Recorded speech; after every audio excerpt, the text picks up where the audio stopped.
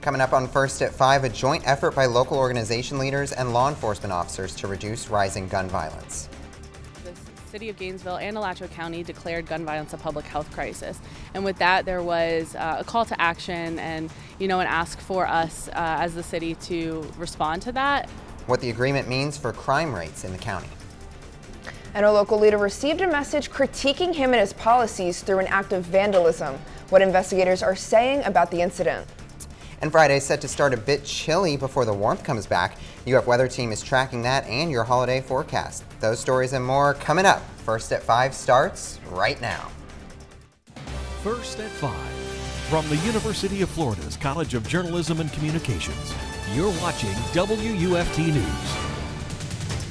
First responders in Gainesville are renewing their fight to end gun violence. This is First at 5. I'm Caitlyn Schiffer. And I'm Jacob Sedesse. Fire rescue officials are pushing for city agencies to team up to battle what they call an epidemic. WFT's Juan Chaoui is live at City Hall with the plea from firefighters to end the shootings. Earlier today, the fire department presented a memorandum of understanding to the city commissioners to sign.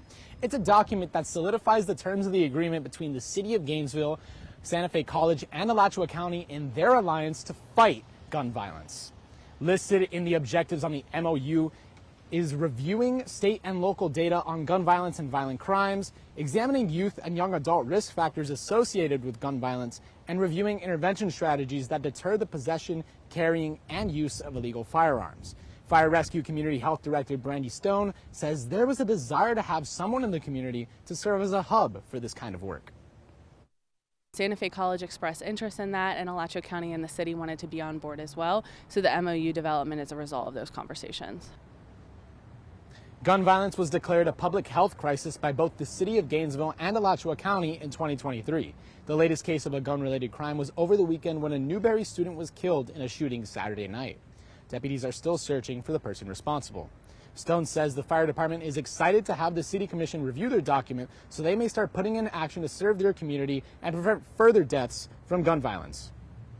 After getting the city to sign the agreement, GFD now needs signatures from Santa Fe College and Alachua County. Upon getting these signatures, Stone says their efforts would immediately go into effect. Live from City Hall, Juan Chaoui, WUFT News. Investigators are still trying to figure out who broke Mayor Harvey Ward's office window and left what he calls a hate-filled message behind. The window had 2 separate holes smashed in with a rock. Cleanup crews found a note attached to the rock that criticized the city's diversity, equity, and inclusion policies. Mayor Ward called it hateful. Obviously, the kind of thing that people like this try to achieve is to make people back off of the good work that is done here at the City of Gainesville. That is not going to be the end result. Mayor Ward asked that all the City Hall Plaza employees and visitors stay aware of their surroundings. A man in Marion County is behind bars after deputies say he got a 16-year-old girl to run away with him twice. Deputies found messages between the girl and 26-year-old Randy Dale. They included explicit pictures and videos involving a child, along with a fake marriage license and adoption papers. Investigators say the 16-year-old ran away with Dale, but she later called deputies and they took her home. But then yesterday she ran away again. Deputies found Dale and the victim walking. They brought the girl home and put Dale in cuffs. Dale's booked in the Marion County Jail facing charges of sexual battery on a minor, among others. North Central Florida is experiencing sunny skies and warmer temperatures one day after strong storms and showers moved through. This is a live look at Paynes Prairie from our DOT camera. Get out your sunglasses because we're looking at sunshine for the rest of today and this weekend. We're also tracking tomorrow morning's cooler temperatures for you. UF forecaster A.G. Cornell is here to tell us what conditions we can expect for today and the rest of the week. Yes, so we're going to see some sunny skies for the rest of the week. Take a look at the beautiful blue skies over campus. There's not a cloud in sight. Temperatures are mild, 76 degrees right now. Now, as we go through the rest of the evening, we're going to be cooling down and we're really going to see the effects of the cold front that came through today. Temperatures tomorrow morning are going to be 49 degrees. Now, when we take a look at the rest of North Central Florida, we'll see that's about the case. 47 degrees here in Gainesville, a little bit warmer down in Cedar Key, 56 degrees, 50 in Crystal River. But as we'll go ahead and look at the sunny and cool Friday, warming up for Easter and 80s next week after the break. GRU customers are going to keep paying even lower electric charges after the 5th electric fuel adjustment this year. Representatives for the utility say this latest reduction saves average users about $42 more per month compared to last year's rates. That's the lowest customers have paid on their electricity bill since November 2021. Some Florida kids may soon find themselves locked out of their social media accounts. WFT's Kirsten Maselka spoke with mental health professionals on how they think Governor Ron DeSantis' new signed law will impact kids. Social media has become a staple in the lives of adolescents and teens, creating heated debate about its impact on their mental health. There really was a direct correlation between the amount of screen time and the type of behavior that parents were reporting. Florida Governor Ron DeSantis made his stance clear by signing a bill that restricts social media access for kids 15 and under. Gainesville-based therapist Emily Gray has seen the harm it can have on kids' self-image. I'm really seeing a lot of people who have this really distorted view of how they should look or how they should act or the things that they should own. Her findings have influenced decisions regarding her own children. My daughter will not have social media when she's old enough. Gainesville mental health counselor Aaliyah Wise believes social media helps kids find a community. Having children not be able to gain access to kind of places and spaces where they can be understood and find connection is really going to be harmful for their mental health. The law is set to take effect January 1st, 2025. That was Kirsten Maselka reporting. The law will require moderators of social media platforms like Instagram, TikTok, and Snapchat to get permission from parents to give account access to 14 and 15-year-olds. Marion County parents have a new way they can get involved in their child's education. School board officials are allowing them to review potential textbooks and course materials for 16 science classes across all grade levels. The open review night is on now at the Marion Technical Institute and will end at 7 p.m. Then committee members will consider the input in their next meeting on April 1st. A Marion County family is looking for a new home after lightning struck their house. A owner of a house in Dunellen called 911 a little after 3:30 p.m., saying her attic and roof were on fire. When rescuers arrived about 10 minutes later, the home was fully engulfed in flames. Several crews worked to get the fire under control within about an hour. Workers with the American Red Cross are working with the family to get them help. Leaders of the organization Sleep in Heavenly Peace are making sure children get the rest they need. WFT's Charlize Ramos joins us live in the studio to tell us how they're combating this crisis regardless of the child's circumstance. Sleep in Heavenly Peace is a national nonprofit that established a chapter in Gainesville just last fall. I attended the first public build event to learn how volunteers are helping transform our community one bed at a time. Sleep is an important thing for everyone, especially for children as they're growing up. Some kids in the Gainesville community don't have a bed to call their own. That's where Sleep in Heavenly Peace comes in. Alex Simone came to this bed building event to help make dreams come true. Sleep's really important, so giving them just like a mattress and a bed frame means a lot. Hopefully changes their life. It all starts here with a single piece of wood that in a matter of just 10 minutes will ultimately end up here as part of one of the 25 beds that will be built and delivered to families in the Gainesville community. This was shocking to me to think that children even sleep this way. So president of the SHP Gainesville chapter, Chandler Wiggins, decided to take initiative. He saw the need and helped coordinate the over 50 volunteers that came out to saw, sand, and drill wood that would turn into 25 beds. I kind of asked myself the question of like, what's the greatest positive impact that I could make in the next 2 years? And I couldn't think of a better answer than doing this, like making beds for children and like inspiring other people in the community to like recognize this need. For this organization and team of volunteers, the goal is to make a positive impact and to ensure children sleep in heavenly peace. Sleep in Heavenly Peace will be delivering the beds from this event in the next few weeks. Live in the studio, Charlize Ramos, WUFT News. Some aspiring chefs are facing off in Ocala, but the contestants are actually inmates of Florida's prisons. We'll hear what skills contestants say they're taking away from this after this.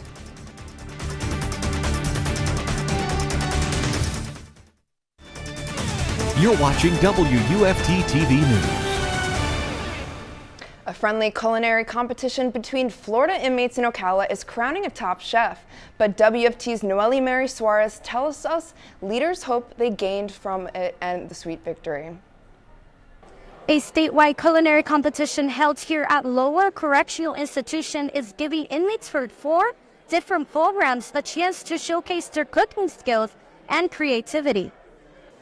The Florida Department of Corrections hosted its 2024 Culinary Arts Training Competition, marking the second event since its inception in 2022. Male and female inmates from Lowell, Madison, Lancaster, and Gadsden Corrections Institutes showcased their best dishes. This is just one of the 100 vocational programs that provide training opportunities for inmates to gain employment upon release. To be able to provide them with that skill as they go out is just invaluable. To be able to support their families, to be able to give back to their communities, to be able to be productive members of society. The competition emphasized participants' ability to seek and receive feedback and constructive criticism. Attendees included local leaders, industry judges, and guest speakers. Lowell Correctional Institute inmate Wendasia Gibson, who also participated in the 2022 competition, says the program has offered her more than just cooking skills. In here has actually helped me develop more of my interpersonal skills that are going to help me for job interviews and things like that. FDC plans to continue hosting this competition annually, giving inmates something to look forward to. Noelimary Suarez, WUFT News. Madison Correctional Institution inmates took the winning trophy, leaving with a learning opportunity for a life after incarceration. Alachua County commissioners are celebrating a new fire rescue facility. Crews renovated the county's fire rescue training building with updated simulation labs for classes, ceremonies, and meetings. Leaders say this building will provide firefighters the training they need to respond to emergencies. They're holding a ribbon-cutting ceremony open to everyone. That's on Tuesday at 10 a.m. This Sunday is Easter. I'll go ahead and let you know what the weather's going to be like after the break. You're watching WUFT-TV News. We saw quite a bit of rain yesterday, and all of that rain was in anticipation of a cold front that passed through early this morning. Now here in Gainesville, we got just shy of an inch, but over in Lake City, just up Perry, we saw almost 2 inches. Now, what happened was our cold front pushed through, and as we can see, it's out of Florida and it's into the Atlantic Ocean, and in its place is coming a high pressure system.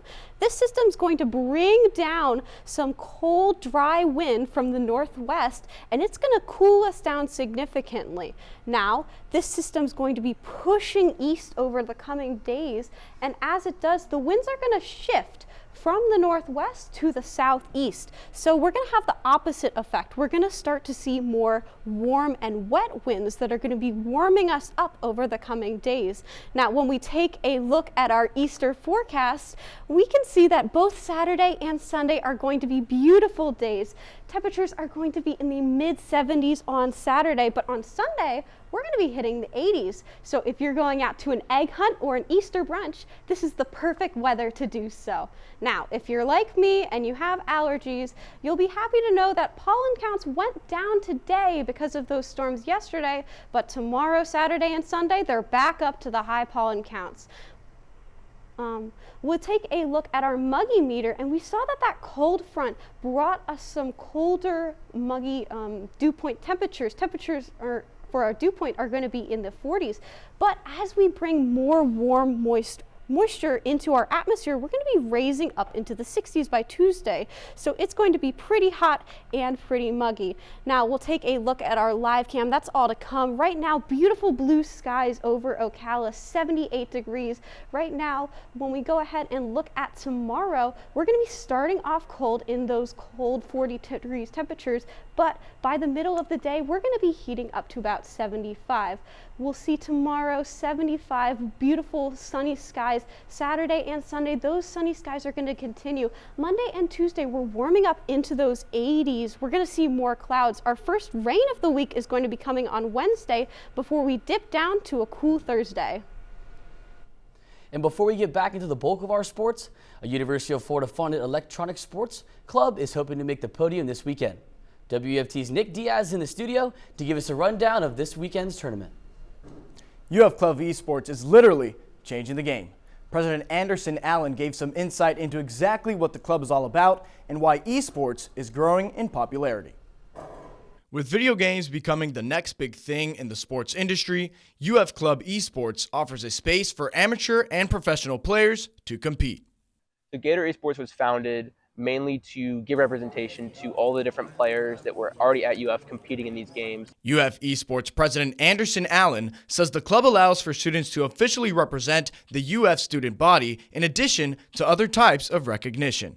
And giving them kind of the representation among the national recognized student bodies, including NACE, which is the National Association for Collegiate Esports, as well as the NECC and a few other tournament organizers. Operating as a club sport, UF Esports welcomes any student, using multiple procedures to form their main and secondary competitive rosters. Most of our competitive rosters, we do team selections in both fall and spring. We actually have a lot of international students and single semester students that come in and want to play. Despite the challenges of being a student-run organization with limited funding, UF Esports still finds a way to play at a high level.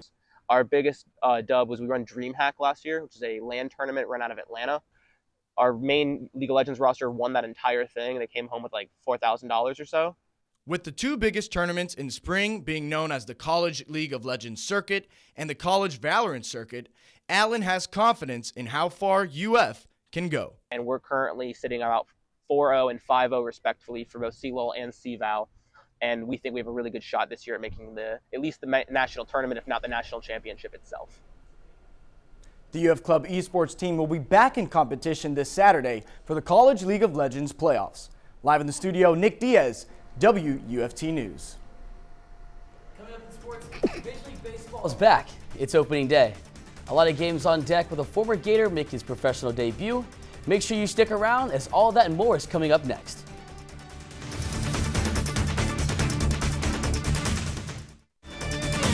You're watching WUFT-TV News. It's the most exciting day of the year. Grab your peanuts and Cracker Jacks and sit back as 162 games are on deck for Major League Baseball's opening day. The 2024 season kicks off today as 30 teams begin their hunt for the World Series title. While the Marlins and Rays play tonight, former Gator Wyatt Langford makes his Major League debut for the Texas Rangers. With Wyatt, there's 9 other former Gators shining in the pros to look for this year. Stars like shortstop Jonathan India with the Reds and left-hander A.J. Puck with the Marlins. Harrison Bader joins up with former Florida teammate from 2014 season and Pete Alonso with the New York Mets in the Big Apple. From the pros and into the SEC, number 6 Gators baseball is seeing some bullpen switch-ups going into the weekend after a run rule loss to 17 Florida State on Tuesday.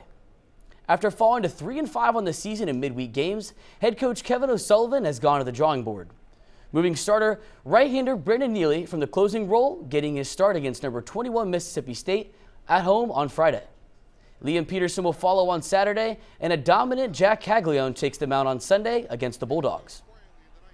From the diamond to the circle, number 10 Gators softball heads to Starkville for the top 25 series with number 17 Mississippi State as well. Riding an 8-game win streak, the 29-4 Gators ranked top 5 in virtually every offensive category, led by senior Skylar Wallace, hitting a whopping .488 and 105 career stolen bags, inching her closer to Kelsey Stewart's all-time record of 113. While hitting shines, the pitching shimmers, with freshman right-hander Keegan Rothroff repping a 1.01 ERA, with opponents hitting just 132 against her. Game 1 against the 24-7 Bulldogs is just a few minutes away at 6 o'clock. The month might be winding down, but folks, this is still March. The madness continues this week with plenty of great Sweet 16 matchups. Tonight, number 4 seed Alabama will face number 1 North Carolina, and tomorrow, number 2 Tennessee will face number 3 Creighton. One last thing, the 2nd annual College of Journalism Sports Symposium took place today, with many Gator alums and sports connecting with the sports personalities of tomorrow. ESPN's Laura Rutledge, Kyle Brunson of the Atlanta Hawks, and many other members of the sports industry took time to speak with students and answer questions. It was a great time to connect and grow.